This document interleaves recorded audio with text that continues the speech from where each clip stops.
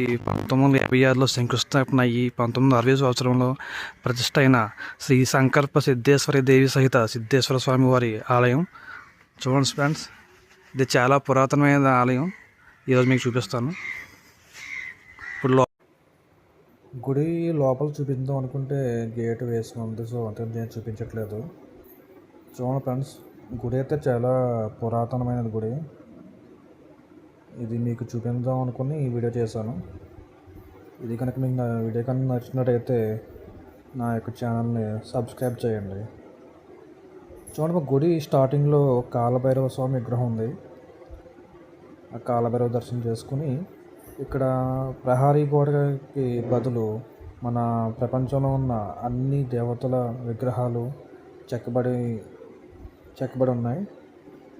So friends, మీకు ఒక్కొక్క దేవుని చూపిస్తున్నాను.